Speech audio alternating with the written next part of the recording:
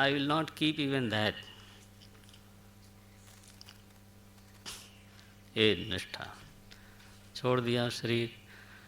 गणों ने उत्पात मचाना शुरू किया। वो तो माता जी को लेके आए थे, तो बोले अरे ये क्या हो गया, तो उनको तो मार के भगाया लोगों ने। फिर वीरभद्र नाम का भगवान का एक गण गया है और उसने सिर काट लिया इनका, दक्ष महाराज का। यही होती है प्रवृत्ति की अंतिम परिणति। पिटाई होती है जम के। ओहो, यज्ञ विध्वंस हो गया। आखिर में ब्रह्मा जी आए शिव जी के पास देवताओं को लेकर के, बोले प्रभु आप भगवान हो, इसका यज्ञ पूरा करवा दीजिए, इसका गला ही कट गया। तस्मिन् महायोगमये मुमुक्ष शरणे सुराः, बहुत ही सुंदर वर्णन है। मुमुक्षुओं की शरणस्थली कैलाश, जहाँ भगवान शिव जी रहते हैं, वहाँ ये लोग आकर के पहुँचे। प्रणाम किया है सबने, शिव जी की स्तुति की हुई है। और वहाँ शिव जी महाराज कक्षा ले रहे थे वेदांत की। ये लिखा ब्रह्म विद्या का अध्ययन करा रहे थे, यही काम है। जब ब्रह्मा जी ने उनसे कहा कि दक्ष पर क्रोध मत करिए, उसका यज्ञ पूरा कर दीजिए, तो शिव जी का उत्तर क्या है? 7वें अध्याय में दूसरा श्लोक है। बोले ब्रह्मा जी, ये जो प्रजापति है ना दक्ष, नागम प्रदेश बाला नाम, बच्चा है। शिव जी क्या बोले? अरे अरे बच्चा है, मैं तो उसको याद भी नहीं करता, आप कहते हो क्षमा कर दो। शिव जी महाराज की ये ऊंचाई। नागम प्रदेश बाला नाम वर्णये नानु चिंतये, न मैं उसकी चर्चा करता हूँ, न मैं उसकी याद करता हूँ।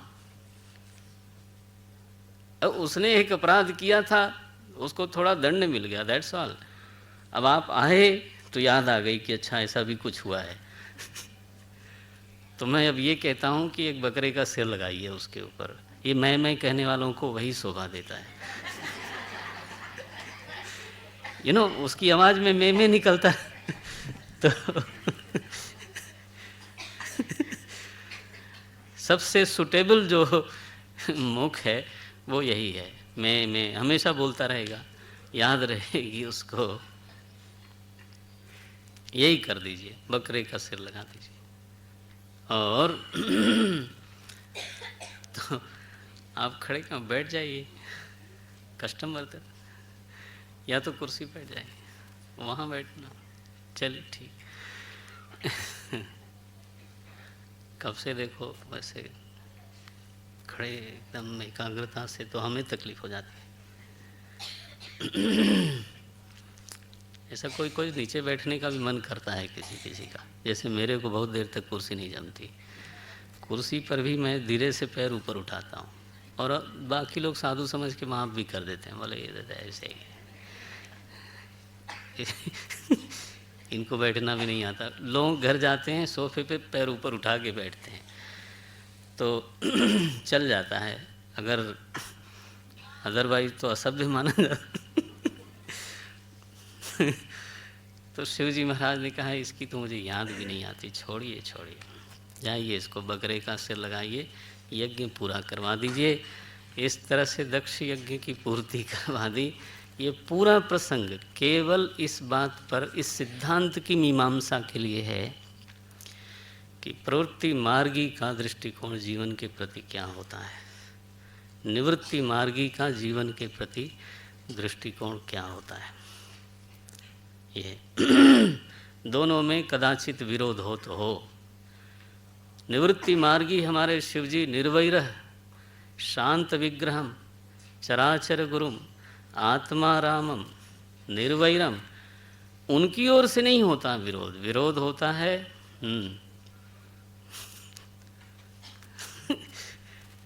और लेना देना कुछ नहीं, लेकिन फिर भी लोग ये इतना शांत कैसे बैठा है, ला तुमको क्यों परेशानी हो रही?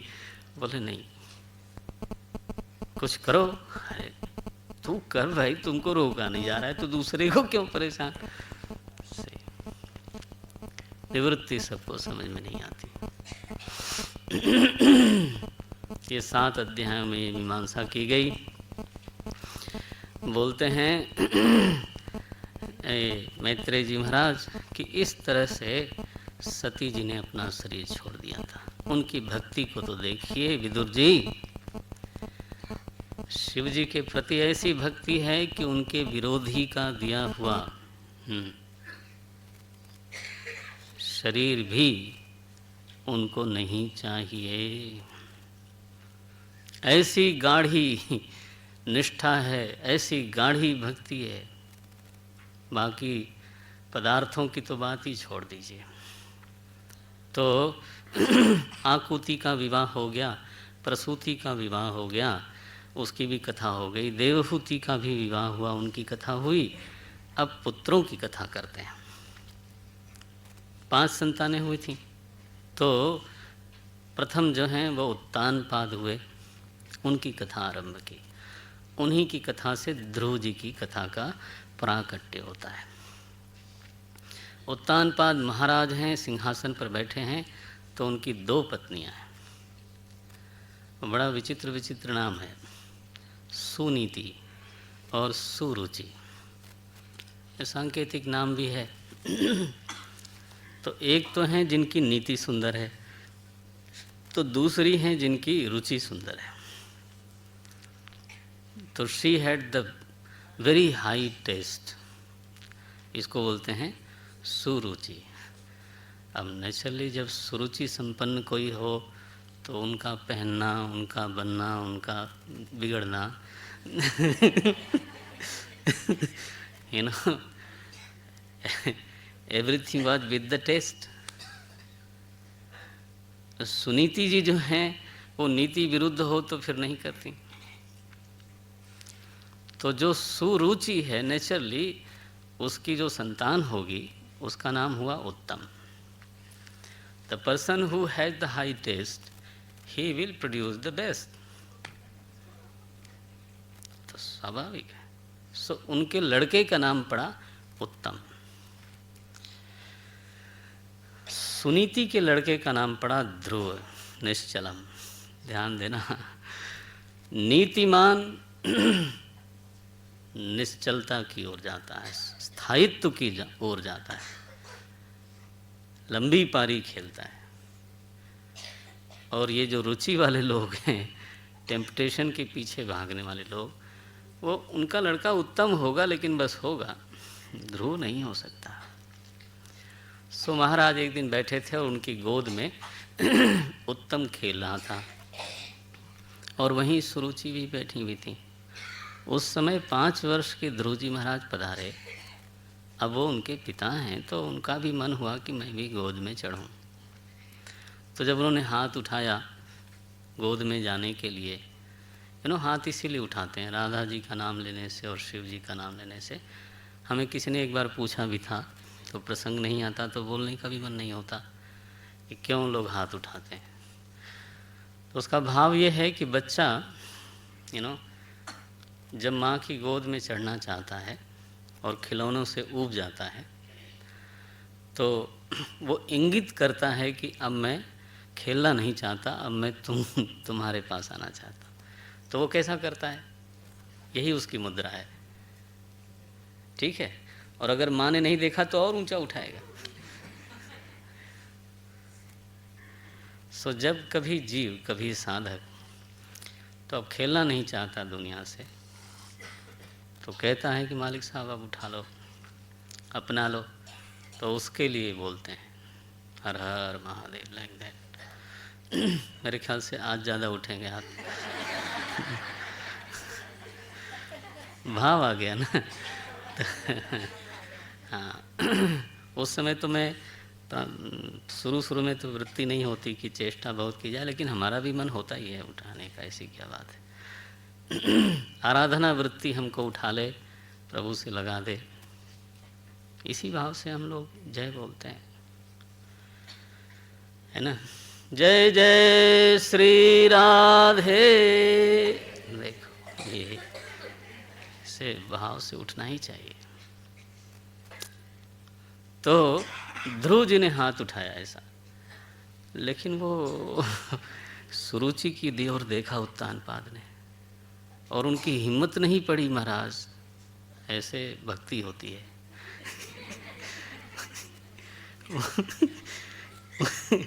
उनकी हिम्मत नहीं पड़ी कि उस बच्चे को गोद में उठा लें। नाभ्यनंदत स्वागत नहीं किया, नरेंद्र हाँ भाई बैठ जाओ। अब ध्रुव को बहुत बुरा लगा, बोले बताओ हमारा एक भाई गोद में है तो हमें हमारे पिता की गोद में बैठने का अवसर नहीं मिलता, तो मैं योग्य हूं, अपने पिता की गोद में बैठने का मेरा अधिकार है। इस प्रसंग से हमें बराबर लगता है कि ये भी नियम बहुत सही नहीं है कि जिस चीज़ के आप योग्य हो वो चीज़ मिली जाए। ये नियम पक्का नहीं है। कोई ज़रूरी नहीं है कि जिस चीज़ के आप अधिकारी हो, लायक हो, वो चीज़ मिले। पितामह भीष्म क्या उसके अधिकारी थे जो उनको मिला? जीवन भर बताइए इन लोगों के लिए किया, ये तो अपनी शादियां भी नहीं कर सकते थे। बताइए। और पितामह भीष्म ने ये सब किया, परिवार पाला, और उनके सामने वो दुशासन उनको आंख दिखाता है, दुर्योधन उपेक्षा करता है, शकुनी व्यंग करता है, और पितामह के पास उस समय भी इतनी ताकत थी कि उनकी चटनी बना दे वो। लेकिन फिर अब तो ये जो नियम हम मान के चलते हैं कि अधिकार के अनुसार, जरा शांति रखिए। मन में ज़्यादा शांति रहेगी अगर ये नियम मालूम रहे कि यह जरूरी नहीं है। आखिर ध्रुव जी का अधिकार था, हर बेटे का अधिकार है कि बाप की गोद उसको मिले, नहीं मिली। ऊपर से सुनने को क्या मिला बताओ? बापों को अधिकार नहीं मिलता बेटे के सम्मान का। बाप होने के नाते उपकार किया है, अधिकार बनता है कि सामने वाला आपसे सम्मान से बात करे। Sometime he doesn't. तो ये कोई नियम नहीं है। ऐसा मन में रहे तो शांति बनी रहती है कि हाँ ऐसा भी होता है। तो ध्रुव जी के साथ ऐसा हुआ, नहीं मिला। ऊपर से सुनने को क्या मिला? सुरुचि बोलती है, बेटा अगर तुम्हें पिता की गोद में बैठने का इतना शौक है तो तुम मेरे गर्भ से आओ, माने पहले मरो। दिस इज मतलब पहले मरो, भगवान की आराधना करो कि तुम्हें मेरा गर्भ प्राप्त हो। माने भगवान की आराधना से सीधे नहीं मिलने वाला है। भगवान की आराधना करो जिससे कि यह शरीर छोड़ने के बाद तुम मेरे गर्भ में आओ, तब तुम्हें महाराज की गोद मिलेगी। और देखा ध्रुव ने, पिताजी ने कुछ बोला नहीं, क्षत्रिय का बालक है, तड़फड़ा गया। आया माता के पास रोते हुए। माता जी ने कहा, बेटा मेरी स्थिति इस घर में दासी से भी कमज़ोर है। दासी भी कुछ बोल सकती है, मैं नहीं बोल सकती, ये लिखा है। तो लेकिन मैं ये मानती हूँ कि जो तुम्हारी विमाता ने कहा वो ठीक कहा, आधा तो ठीक कहा। भगवान की आराधना करने को कहा है ना।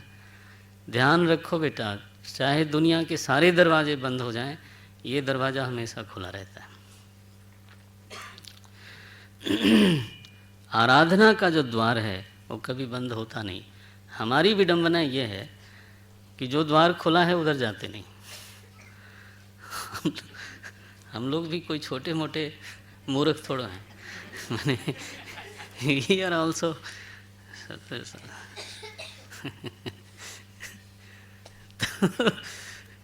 उस द्वार पे नहीं, जो बंद है वहीं पर दस्तक देते रहेंगे। ध्रुव तुम आराधना करो, बड़ा कल्याण का मार्ग है। सुनीति माता ने, नीतिमान हैं, सुंदर नीति वाली हैं, उन्होंने पुत्र को आराधना की ओर प्रेरित कर दिया। ध्रुव जी 5 वर्ष के आराधना के लिए निकले। मार्ग में नारद जी मिले उनको, ऊपर से देखते हैं नारद जी, बोली 5 साल का बच्चा। इसको बोलते हैं एक विधान, जैसे गुरुत्वाकर्षण का नियम होता है कि चीज़ ऊपर से नीचे गिरती है, पदार्थों में एक लॉ काम करता है, वैसे ही तो मानवीय जीवन में भी कुछ नियम काम करते हैं। तो एक नियम है कि अगर कोई सचमुच का जिज्ञासु है, सचमुच का दृढ़व्रती है कोई, तो समष्टि की ओर से मार्गदर्शक को आना पड़ता है, आना पड़ता है। अब नारद जी महाराज ने देखा 5 साल का बच्चा चला जा रहा है, ही डजंट नो एनीथिंग कि करना क्या है वहाँ जाके, मैंने आराधना करना है, मैंने क्या करना है, इसको कुछ मालूम नहीं। आए, बोले ध्रुव तुम बहुत बच्चे हो, बच्चों की लड़ाई झगड़े बहुत देर तक रहते नहीं, भूल जाओ। समझाते हैं नारद जी, डिस्करेज करते हैं। ध्रुव ने कहा महाराज आप जो जो बोलते हो वो बहुत अच्छी बात है, बहुत कल्याणकारी है, लेकिन मैं क्या करूं, मेरा स्वभाव क्षत्रिय का है, जो बोलता है वो घोर क्षत्रिय का है। इस स्वभाव की खूबी क्या है कि ये अपमान को पचा नहीं पाता। जो इनर कंस्ट्रक्शन है वो ये है कि सत्वगुण पीछे है, रजोगुण आगे है, रजः पुरस्सर सत्व है और फिर तमस है, दिस इज कॉल्ड क्षत्रिय। किसी जीव का नाम क्षत्रिय नहीं होता, ध्यान देना। जो जीव इस प्रकार के गुणों की स्थिति में आ गया है उसका नाम है क्षत्रिय। और जब गुणों की ये स्थिति होती है तो वो विचार से अथवा किसी भी तरीके से अपने को समझा नहीं पाता, ये उसकी समस्या है। तो एक तरफ ध्रुव स्वीकार करता है कि आप जो कह रहे हो ठीक है, लेकिन क्या करें, बर्दाश्त नहीं होता महाराज। मैं तो अब वो पद पाना चाहता हूं जो हमारे कुल में किसी को नहीं मिला। लो जी, ये क्या बात है, गोद की बात, गोद क्या होती है, क्या उम्र है, 5 साल। नारद जी कहते हैं अहो तेज क्षत्रियाणाम मान भंगम अमृष्यताम। अहो 26वां श्लोक है ये 8वें अध्याय का। अहो तेज क्षत्रियाणाम, बोले ये मान भंग सहन नहीं कर पाते, अब इसको तो मुझे रास्ता दिखाना पड़ेगा। नारद जी, अब ये भगवान का विधान है, what to do. Narad ji ने कहा बेटा यशस्वी हो, आशीर्वाद दिया, जाओ। दिन भर का कार्यक्रम बताया, ये करना है तुमको दिन भर में। मैं आराधना करना चाहता हूँ, मैं तैयार हूँ हर तरह की तपस्या के लिए। बोले ये करो जा करके, क्या क्या करो, बोले आसन सिद्ध करो, कल्पितासन, यमुना तट पर जाओ, यमुनायाः तरम शुचि पुण्यम मधुबनम, मधुबन में गए हैं और वहाँ जा कर के पवित्र स्थान पर आसन लगाओ, प्राणायाम करो। ये 42वां 43वां ये पूरा प्रोग्राम है। ये न समझना है कि ध्रुव जी बस गए, एक पाँव पर खड़े हो गए इसलिए भगवान आ गए। नो नो नो, ऐसा न करना। सारी साधना की उन्होंने, आसन प्राणायाम, फिर ध्यान किया। अभिध्यायेन मनसा गुरुणाम गुरुम, ध्यान करो। फिर केवल ध्यान दिन भर नहीं कर सकते, तो ध्रुव ऐसा करना, बाकी समय में तुम जप करना। प्रभु क्या जप करूं, ओम नमो भगवते वासुदेवाय, ये मंत्र दिया, मंत्र दीक्षा हो गई ध्रुव जी की। बोले जप करना, ध्यान करना, प्राणायाम करना, ये प्रोग्राम है। फिर दिन भर जप भी नहीं कर सकते, तो थोड़ा समय निकाल के तो पूजन करना। लिखा है सपर्याम विविधैर द्रव्यैहि देश काल विभागवित, उस देश में उस काल में जो फूल मिले, जो पत्ती मिले, जो जल मिले, उससे भगवान की अर्चना करना। हमारे यहाँ तो भगवान की पूजा बड़ी सरल है, पत्रम पुष्पम फलम वो तो कोई बहुत कठिन विधि नहीं बताई है, बोले पूजन करना और फिर भगवान की लीलाओं का स्मरण करना। स्वेच्छावतार चरितैरचिन्त्य निज मायया, भगवान के जो स्वेच्छावतार हैं, अपनी मर्जी से ले हुए लीला अवतार हैं, उनका चिंतन करना। इस तरह से पूरी साधना करो, भक्ति परिचर्या बोलते हैं इसको, ध्रुव सफल होगा। ध्रुव जी गए हैं और 6 महीने पूरी तरह से तन्मय होकर के ये सारी साधना की, प्रोग्राम बना लिया, आसन का भी, प्राणायाम का भी, पूजन का भी, ध्यान का भी, जप का भी। ये एक कार्यक्रम होना चाहिए, जस्ट केवल संकल्प से तो नहीं बनता। 6 महीने में अब बच्चा है ना, तो भगवान को भी बड़ी दया आई, बोलिए 6 महीने 5 साल का बच्चा लगा हुआ है, बस एकदम प्रकट हुए। अब ध्रुव के सामने भगवान का श्री विग्रह जब प्रकट हुआ, अब ध्रुव चाहता है स्तुति करना, वो तो स्कूल में भी नहीं गया था बेचारा, संस्कृत कहाँ से बोले कुछ भी नहीं कह सकता था, स्तुति करना चाहता है, बोल नहीं पाता। तो भगवान की जो वेदमयी शंख है ना, नाद का प्रतीक है शंख, शंख चक्र गदा पद्म बोलते हैं। शंख जो है वेद स्वरूपिणी मानी जाती है। तो ध्रुव जी के गाल पर शंख का स्पर्श करा दिया। सतं विवक्षन्तमतद्विदं हरिः, ये 9वें अध्याय का 4-6वां श्लोक है। सतं विवक्षन्तमतद्विदं हरिः, ज्ञात्वास्य सर्वस्य च हृद्यवस्थितः, कृताञ्जलिं ब्रह्ममयेन कम्बुना, पस्पर्शबालं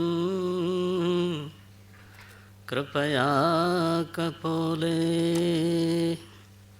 बस एक स्पर्श कराया, फिर तो वैदिक स्तुति शुरू हुई।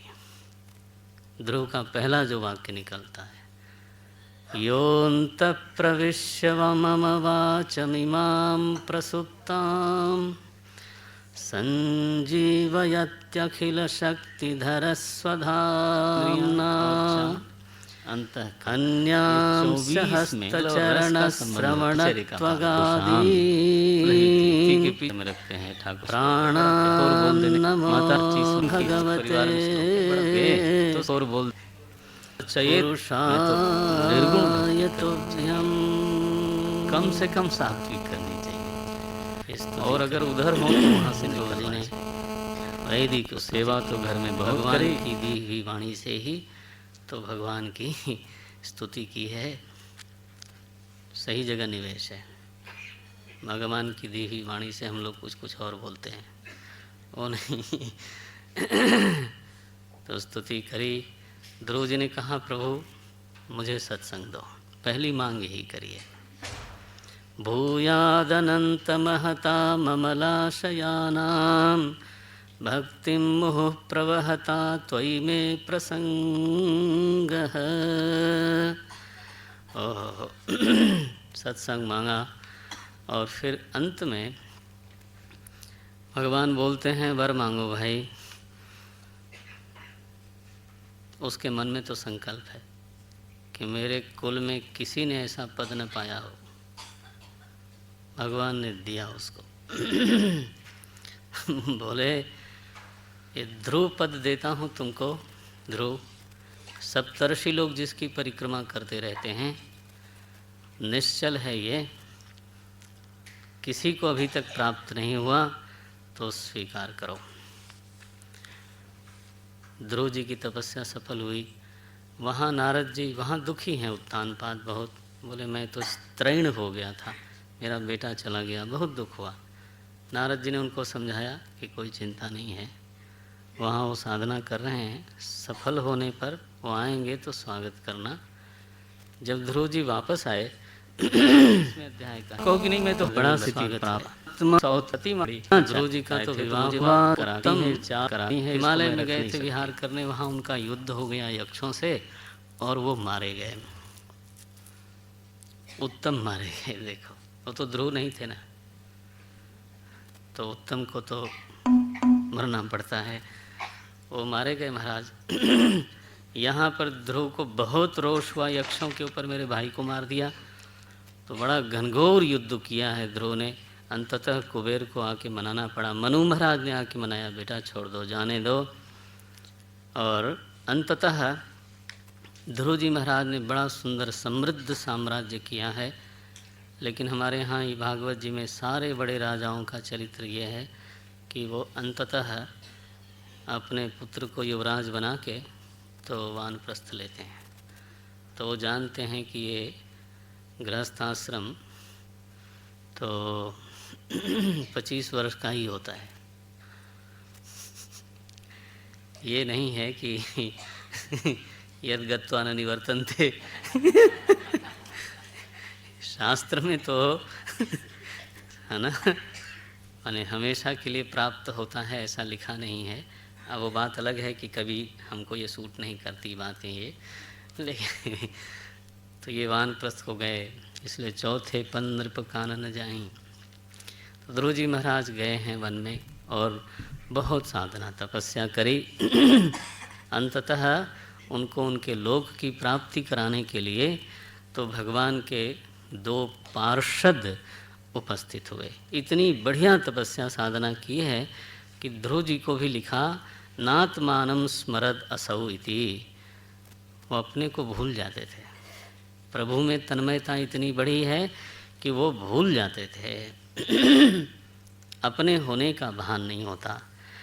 महाराज जब वो आए, पार्षद लोग विमान लेकर के चलिए, तो ध्रुव जी ने, देखिए याद है, बोले मेरी माँ की वजह से ही मुझे ये सब मिला। तो बोले मेरी माँ किधर है, उसके बिना मैं जा नहीं सकता। सुनीति को छोड़ के, तो बोले नहीं वो आगे देखिए विमान से पहले जा रही हैं। तब ध्रुव जी विमान में बैठे और उनकी इस तरह से गति हुई। ध्रुव जी को अच्छा नहीं लगा। बाद में जब होश आया, बोले बताओ भगवान सामने थे और हमने क्या मांग लिया उनसे। एक पद मांग लिया, अब उसमें अटका रहूँगा बहुत दिनों तक। आगे ध्रुव जी के वंश की कथा है। उन्हीं के वंश में राजा अंग हुए, अच्छे राजा थे। उनकी एक संतान हुई वेन, महादुष्ट था वो। तो हालांकि मंत्रियों का ख्याल था कि इसको राजा न बनाया जाए, ये दुष्ट है बचपन से। लेकिन माताजी की इच्छा थी कि नहीं नहीं, राजवंश में है तो राजा तो बनना ही चाहिए। ऋषि लोग भी कहीं बोले शायद जिम्मेदारी मिले तो सुधर जाए, और वो चक्कर में उनका राज तिलक हो गया।